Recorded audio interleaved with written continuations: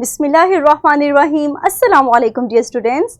My name is Aisha Salim. I hope you all are fine and doing well. Today we are going to discuss the essential composition and sources of some essential nutrients. In today's SLO, we'll identify the essential nutrients and discuss their composition and sources.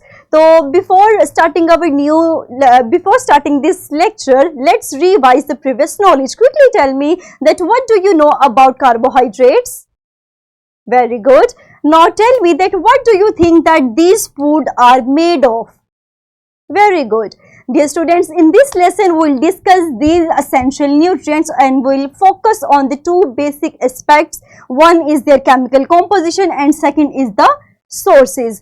और हम आज के lecture के अंदर इन्हीं की composition को discuss करेंगे और हम देखेंगे कि आखिर ये एसेंशियल न्यूट्रिएंट्स किन अज्जा से मिलकर बने हैं और मजीद हम डिस्कस करेंगे कि what are their sources, how can we obtain these essential nutrients. तो हम अपने लेक्चर को स्टार्ट करते हैं और अपने आज के कॉन्स्टिट्यूएंट को डिस्कस करते हैं. That is about carbohydrates. Dear students, always keep in mind that carbohydrates are made up of three elements. One is the carbon, hydrogen and oxygen. अगर आप इस पिक्चर को ऑब्जर्व करेंगे तो you can easily observe the presence of carbon, oxygen and this hydrogen. आपको colour से भी वाज़िया होगा कि हमारे पास ब्लू कलर हाइड्रोजन को शो कर रहा है जबकि ब्लैक कलर कार्बन को और रेड कलर ऑक्सीजन को शो कर रहा है.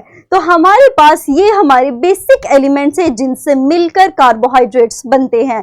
तो ये एक कार्बोहाइड्रेट का स्ट्रक्चर है that is visible on your screen. Next अगर हम सोर्सेज की बात करें तो कार्बोहाइड्रेट्स को हम डिफरेंट फ्रूट से भी हासिल करते हैं. For example mango, bananas, dates and raisins. These all are sweet fruits and we can easily obtain carbohydrates from these fruits. लेकिन fruits के अलावा हम इनको different grains से भी हासिल कर सकते हैं और ना सिर्फ grain से बल्कि हमारे पास वैरायटी है ऐसे foods की जिनसे हम carbohydrates को easily obtain करते हैं. These are also obtained from vegetables like potato, beetroot and कौन. तो ये सारे वो सोर्सेज थे जिनसे हम इजीली कार्बोहाइड्रेट्स को हासिल कर सकते थे और हम इन वैरायटीज को, इन कैटेगरीज को फ्रूट्स की, ग्रेन्स की एंड वेजिटेबल्स की अपनी डेली मील के अंदर शामिल करते हैं. अब यहाँ पे हमारे पास एक इंटरेस्टिंग इंफॉर्मेशन ये आती है कि कार्बोहाइड्रेट की अमाउंट तमाम फूड्स के अंदर एक जैसी नहीं होती बल्कि it vary from food to food. For example when we take one food, for example carrot, इसके अंदर हमारे पास कार्बोहाइड्रेट की अमाउंट है 12 ग्राम. वेयर एज अगर हम ले लें योगर्ट तो इसमें हमारे पास है 17 ग्राम. आपने ऑब्जर्व किया कि हमारे पास इन दोनों फूड्स के अंदर कार्बोहाइड्रेट की अमाउंट 12 ग्राम है या फिर 17 ग्राम है.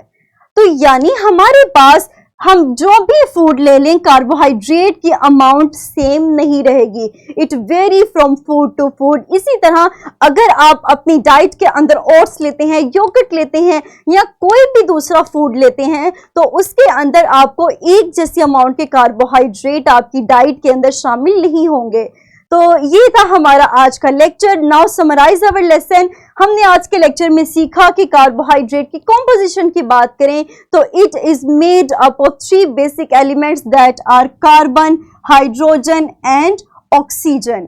मजीद हमने इसके सोर्सेज की बात की कि हमारे पास ये वेजिटेबल्स, ग्रेन्स एंड फ्रूट्स, ये इन तीनों वैरायटीज कैटेगरीज के जरिए हासिल होते हैं. मजीद हमने एक इंटरेस्टिंग इंफॉर्मेशन को डिस्कस किया कि हमारे पास कार्बोहाइड्रेट की amount food to food vary कर दी है और एग्जाम्पल में हमने इनमें से कोई सा एक फूड लिया और हमने कहा कि for example like in Apple the amount of carbohydrate is 25 grams.